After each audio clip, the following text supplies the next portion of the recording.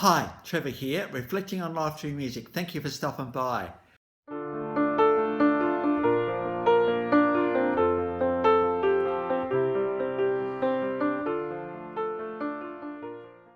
Well, it's amazing to see you all here. Welcome back to the channel.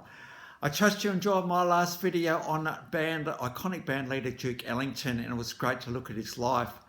Well, as you're going on to another legend today in the blues jazz era, William James Basie was born in 1904, Red Bank, New Jersey, but he would be known as Count Basie throughout his career. He was the best student at school, and from that moment on, he dreamed of having a traveller's life. Count Basie, who of course is incredible on the piano, plus band leading, plus composing, plus all the other stuff that you got to do to be one of the best in your games, he learnt his craft by improvising to silent movies. So, back in the old days before we had soundtracks, there used to be a live piano player playing along and doing the stuff that you did. Well, you basically just made it up as you went along, and Count Basie had no trouble doing that whatsoever. In 1920, he kind of floated around Harlem a little bit, and from there he got a bit of a name for himself, playing just some clubs and places around there. And it wasn't long before he was becoming a sought after traveling musician, touring with some of the best acts going around at the time. But he wanted more, and so he stepped up, and at that point he started to get into even better gigs and better performances.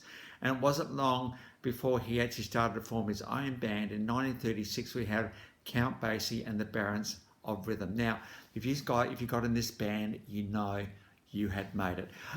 This is when the big band era was just kind of starting off a little bit, and Count Basie's had a lot to do with getting people to listen to this incredible music that was going on stage. Ferocious stuff, very, very quick rhythms, very, very quick improvisation. In fact, Count Basie was known for having an awesome rhythm section. So we're talking guitar, drums, and bass, and of course piano in there as well. In fact, it was John Hammond who said in 1936, when he recorded some of his songs, that session was not only perfect, but it was just absolutely effortless, and one of the best recording sessions I've ever been in. And it was around that 1941 period that one of the songs that was recorded was Boogie Woogie. Now, I've got a live version of that one below. Just watch this, will you?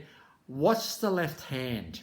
Now, I play piano, but my left hand isn't the strongest, and I just can't keep the hand going like this. But oh my God, she's just going this thing the whole time. So we just had to get Boogie Woogie in there. So the world was absolutely captivated by Count Basie going forward.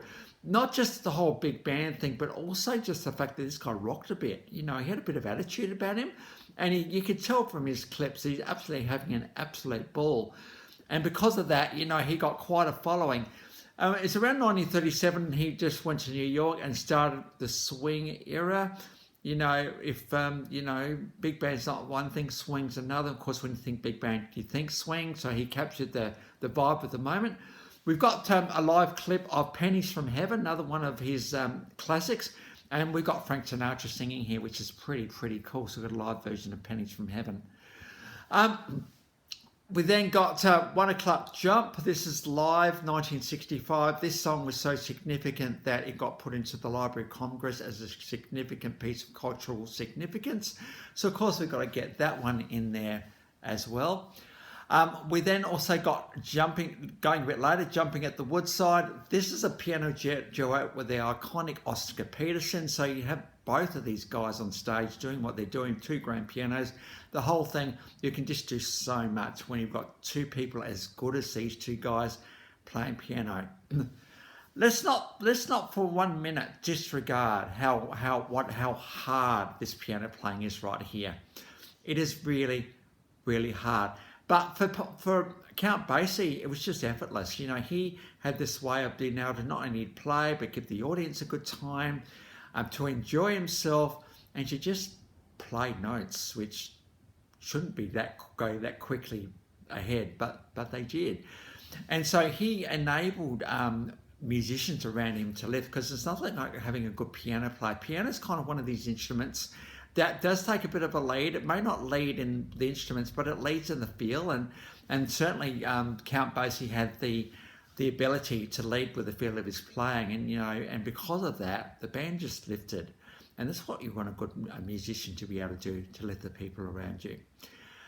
We've also got a live version of In a Mellow Tone, just for something different as well. So that one's there for you below. Now, the significance of Count Basie can't be understated. He drew listeners to the big band era. He came at the start of the big band era. He captured what big band was all about. He captured what it meant to put piano in there as well, to get the rhythm section right so that the rest of the band can just flourish and do what it needs to do on the top. Count Basie was a force of nature in this way, and highly influential in the big band era. And the big band era wouldn't have happened if it wasn't for people like this guy. Think of people like Glenn Miller as well, Duke Ellington, who we looked at. In fact, Count Basie was a bit inspired by Duke Ellington to be better than him. I think there was a healthy rivalry there, and because of that, he put his own spin on music, and we owe a lot to people like these guys, because they really, really do catapult music into places where it had never gone before. So it's good to be able to give credit to Count Basie, absolutely. There's a Count Basie Theatre, 1934, I think, 74. I can't read my writing. Berklee College of Music gave him an honorary doctorate, so there we go. 2010, we got the New Jersey Hall of Fame. 2019, the Blues Hall of Fame. 1997, asteroid 33394 was named after him. 1981, he was acknowledged by the Kennedy Center. He's also got a star on the Hollywood Walk of Fame, 9 Grammy Awards, including and 4 Hall of Fame for various compositions that he's done. So extremely well regarded. There's some incredible accolades right there. Between 1965 and 1983, about 36 albums.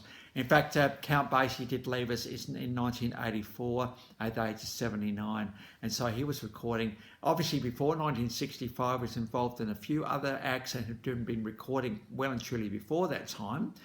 In fact, the big band era, absolutely, he was recording all the time during that period, but not as the Count Basie Orchestra. So 36 albums is not bad for, we're looking just under, 20 years actually. So 36 albums in 20 years, who else can do that?